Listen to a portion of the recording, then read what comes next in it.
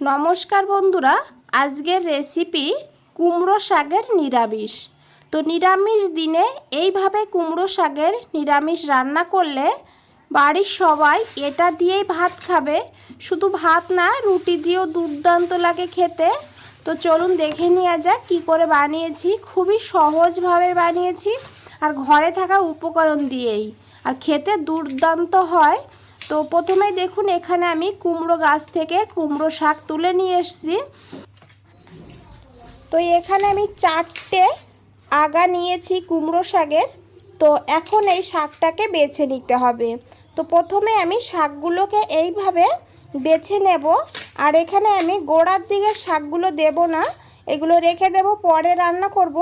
আর এই আগার দিকে যে জালি শাকগুলো, সেই শাকগুলোই নিয়ে নেব। তো দেখুন বন্ধুরা, আমি শাকটাকে প্রথমে এইভাবে বেছে নিয়েছিলাম আর তারপরে ডাঁটাগুলোকে কেটে নিয়েছি। এইভাবে একটু ভালো করে দেখে নিতে হবে, অনেক সময় কুমড়ো শাকে পোকা থাকে, সেটা কিন্তু ভালো করে দেখতে হবে। তো তারপরেই কাটতে হবে। তো তারপর আমি ডাঁটাগুলোকে এইভাবে কেটে নেব।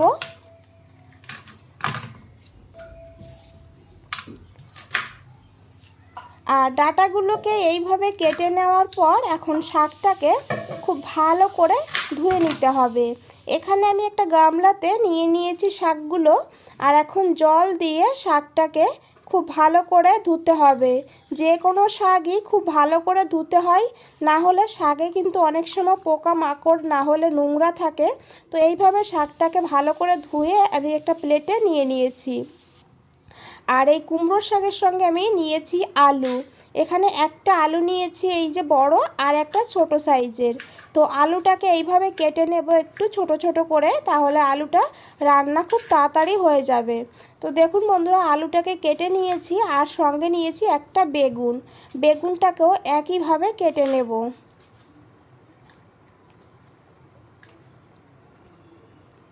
তো আলু আর বেগুনটাকে এইভাবে কেটে নেওয়ার পর খুব ভালো করে ধুয়ে নিতে হবে। আর এদিকে বসিয়ে দিয়েছি কড়া। তো কড়াইতে দেব 2 চামচ সর্ষের তেল। রান্নাটা সর্ষের তেলেই করব, আর এই তেলেই আমাদের রান্নাটা হয়ে যাবে। আপনারা চাইলে সাদা তেলেও রান্না করতে পারবেন, তবে সর্ষের তেলে রান্না করলে টেস্টটা অনেকটা বেশি ভালো হবে। তো তারপরে দিয়ে দিয়েছি এখানে একটা শুকনো লঙ্কা, আর তারপরে দিয়েছি 1/2 চামচ রাঁধুনি। বন্ধুরা, শাক রান্নাতে রাঁধুনি ফোড়ন দিয়ে রান্না করে দেখবেন, দুর্দান্ত লাগে খেতে। আর এই রেসিপিটাতে তো খুবই ভালো লাগবে। তো রাঁধুনি ফোড়ন দিয়ে রান্নাটা করবেন। তো রাঁধুনিটাকে একটু ভেজে নেওয়ার পর দিয়ে দিয়েছি অল্প করে একটু হিংটা এখানে দেওয়ার চেষ্টা করবেন, যেহেতু নিরামিষ রান্না করছি। তো তারপরে দিয়ে দিয়েছি এখানে কেটে রাখা আলু। আলুটা সিদ্ধ হতে টাইম বেশি লাগবে, তো আলুটা আগে দিয়ে দিয়েছি। তো আলুটাকে এখানে হালকা লালচে করে ভেজে নেব। তো এখানে আমি আলুটাকে ঢাকা দিয়ে দেব, তাহলে খুব তাড়াতাড়ি আলুটা সিদ্ধ হবে, ভাজাও হবে। তো দেখুন, ঢাকনাটা খুলে নিয়েছি, আর এদিকে দেখুন আলুর কালার চলে এসছে, হালকা লালচে হয়ে গিয়েছে। তো এখন এখানে দিয়ে দেব কেটে রাখা বেগুনগুলো। তো বেগুনগুলোকে দেওয়ার পরও 15 সেকেন্ড এইভাবে একটু ভেজে বেগুনটাকে এইভাবে দেখুন হালকা ভেজে নিয়েছি, আর বেগুনেরও হালকা কালার চলে এসছে। তো এখন দিয়ে দেব শাক। এখানে শাকগুলো একবারে দেব না, তাহলে নাড়াচাড়া করতে অসুবিধা হবে। কিছুটা দিয়ে দিয়েছি আর কিছুটা পরে দেব। তো এইভাবে কিছুটা শাক দেওয়ার পর নাড়াচাড়া করে নিতে হবে, খুব তাড়াতাড়ি দেখবেন শাকটা বসে যাবে। তো শাকটা যখন বসে যাবে তখন বাকি শাকগুলো দিতে হবে। আপনাদের কড়াই যদি বড় হয় তাহলে একবারেও দিয়ে দিতে পারেন। তো আমার কড়াইটা ছোট, তাই আমি 2বারে দিয়েছি। তো পুরো শাকটাকে দিয়ে খুব ভালো করে মিশিয়ে নিতে হবে। আর এখন ঢাকা দিয়ে দিতে হবে কিছু সময়ের জন্য, তাহলে শাকটা খুব তাড়াতাড়ি মজে যাবে।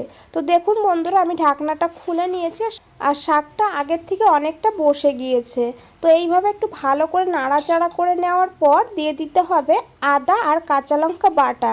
এখানে 2টো কাঁচা লঙ্কা আর 1/2 ইঞ্চি আদা একটু জল দিয়ে পেস্ট করে নিয়েছি। আর দিয়েছি একটা টমেটো, আর দিয়েছি 1/2 চামচের কম হলুদের গুঁড়ো, পরিমাণ মতন লবণ দিতে হবে। আর দিতে হবে এখানে কাশ্মীরি লঙ্কার গুঁড়ো 1/2 চামচ। আপনারা চাইলে লাল লঙ্কার গুঁড়োও দিতে পারেন, আমি যেহেতু কাঁচা লঙ্কা ব্যবহার করেছি তো লাল লঙ্কাটা দেব না। তো দিয়ে দিয়েছি হাফ চামচের কম জিরের গুঁড়ো আর হাফ চামচের কম ধনে গুঁড়ো। আর এখন এই মশলাগুলোকে খুব ভালো করে এই সবজির সঙ্গে ভেজে নিতে হবে। তো এইভাবে নাড়াচাড়া করতে করতে দেখুন মিশিয়ে নিয়েছি সবজির সঙ্গে। আর এখানে কিন্তু পুড়ে যাওয়ার ভয় নেই, কারণ ওই শাকের থেকে যে জলটা বের হবে এই জলেই মশলাটা ভাজা হবে, শাকগুলোও ভাজা হবে। তো এখন ঢাকা দিয়ে দেবো কিছু সময়ের জন্য, 2 মিনিটের জন্য ঢাকা দিয়ে দিয়েছিলাম আর 2 মিনিট পর ঢাকনাটা খুলে নিয়েছি। আর এখন একটু খুব ভালো করে মিশিয়ে নিতে হবে। আর এখানে দেখুন বন্ধুরা সবজিগুলো আর মশলাটা খুব ভালোভাবে ভাজা হয়ে গিয়েছে। তো এইভাবেই ভেজে নিতে হবে। আর এখন এখানে দিতে হবে জল, আর এখানে অবশ্যই গরম জল ব্যবহার করবেন। আর এখানে জলটা এমনভাবে দিতে হবে যে সবজিগুলো জলের নিচে থাকবে, আলুটা ডাঁটাটা সিদ্ধ হবে সেইভাবে জলটা দিতে হবে।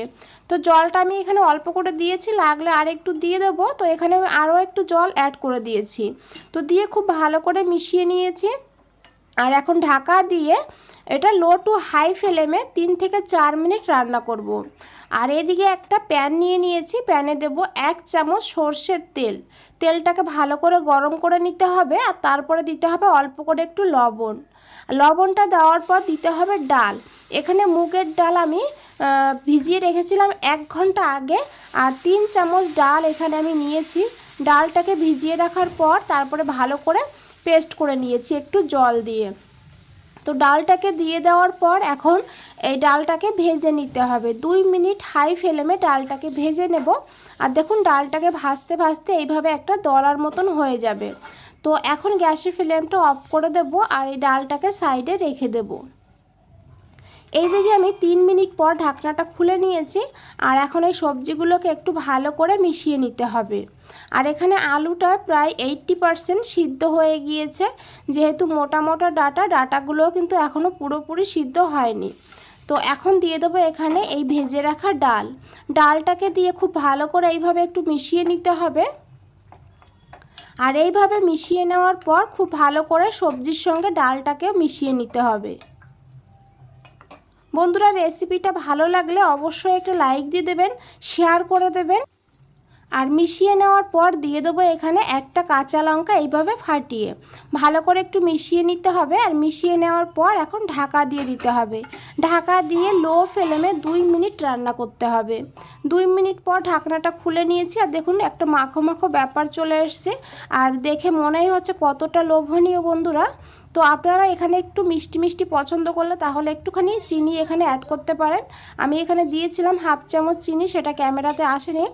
আর তারপরে দিয়েছি 1 চামচ ঘিটা অবশ্যই দেবেন, নিরামিষ রান্না যেহেতু, তো টেস্টটা খুবই ভালো হবে। তো ঘিটা দিয়ে খুব ভালো করে মিশিয়ে নেব। এটা শুধু রুটি না, ভাত, রুটি, লুচি, পরোটার সঙ্গে দুর্দান্ত লাগে খেতে। একবার এইভাবে বানিয়ে তারপরে আমাকে কমেন্টে জানান আপনাদের কেমন লেগেছে। বন্ধুরা ভালো লাগলে অবশ্যই একটা লাইক দিয়ে দেবেন। নতুন বন্ধুদের বলছি চ্যানেলটা সাবস্ক্রাইব করে না রাখলে চ্যানেলটা সাবস্ক্রাইব করে পাশে থাকুন, এগিয়ে যেতে সাহায্য করুন। বন্ধুরা আজ তাহলে এই পর্যন্তই, ফিরে আসছি নতুন কোনো রেসিপি নিয়ে।